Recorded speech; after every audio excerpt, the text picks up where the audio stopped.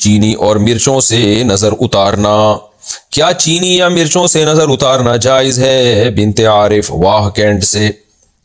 جائز ناجائز تو کی بات نہیں ہے، عبث ہے، لغو ہے، فضول ترین کام ہے اور اللہ پہ توکل کے خلاف بہرحال ہے، کیونکہ اس کا کوئی نہ قرآن و سنت سے ثبوت ملتا ہے اور کوئی دلیل نہیں ہے اس کے. دیکھیں دلائل یا تو قرآن و سنت سے ہوتے ہیں یا عقل سے ہوتے ہیں، نہ عقلی کوئی دلیل ہے نہ قرآن و سنت کی کوئی دلیل ہے.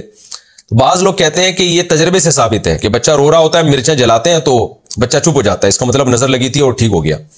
تو خوب سمجھ لیں، عبداللہ بن مسعود رضی اللہ تعالیٰ عنہ سے ایک روایت ہے جس کا مفہوم یہ ہے کہ شیطان کیا کرتا ہے کہ بچوں کو نا چٹکی مارتا ہے، رلاتا ہے، پھر اس کی اماں کیا کرتی ہے، وہ اس طرح کے ٹوٹکے کرتی ہے تو شیطان چٹکی مارنا چھوڑ دیتا ہے، تو ماں سمجھتی ہے میرے ٹوٹکے سے ایسا ہوا ہے، تو ماں کا اس ٹوٹکے پہ اور زیادہ یقین آ جاتا ہے، حالانکہ وہ ٹوٹکے کی وجہ سے نہیں ہوا ہوتا، وہ اس لیے ہوا ہوتا ہے کہ شیطان جب آپ ٹوٹکا کرتے ہیں بچے کو تنگ کرنا چھوڑ دیتا ہے تاکہ آپ کا ٹوٹکے پہ یقین آئے.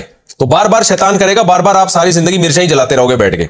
تو اس کا حل یہ کہ بچہ رو رہا ہے تو یہ ٹوٹکے نہ کریں، آپ یہ حرکتیں اوٹ پٹانگ نہ کریں. مرچوں کا بچے کے رونے سے، انگریزوں کے بچے بھی تو روتے ہیں نا، وہ کیا جلاتے ہیں؟ عربوں سعودی عرب میں بھی تو بچے روتے ہیں، وہ کیا جلاتے ہیں؟ تو یہ انڈیا پاکستان میں ہی کیوں مرچوں کو برباد کر رہے ہیں آپ؟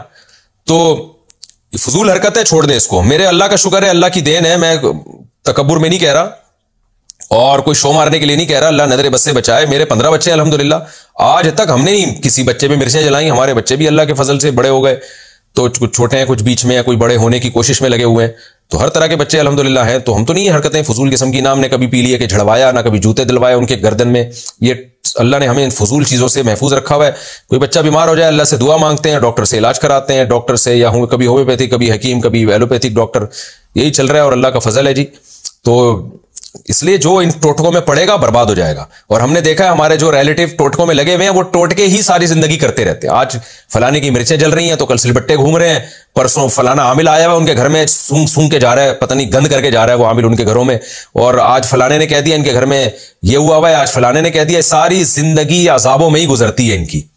تو اللہ کے پر توکل کرو میرے بھائی. جب کوئی مسئلہ ہو، بچہ بیمار ہے، رو رہا ہے، زیادہ سے زیادہ سورہ فاتحہ، سورہ فلق، سورہ ناس پڑھ کے دم کر دو. اور کتنی اچھی دعا نبی صلی اللہ علیہ وسلم نے سکھائی ہے. حضرت حسن حسین پر آپ صلی اللہ علیہ وسلم وہ دعا پڑھا کرتے تھے، اعوذ بکلمات اللہ تامہ من کل شیطان وہامہ ومن کل عین لامہ. یہ نظر سے بچنے کی دعا ہے، یہ دعا پڑھ لیا کریں، بچے پہ دم کر دیا کریں، بس اتنا کافی ہے. مرچوں ویسی مہنگی ہو گئی ہیں اور ان چیزوں میں بھی مرچوں کو آپ کر رہے ہیں، تو آپ جلانا چھوڑ دیں، شیطان تنگ کرنا چھوڑ دے گا.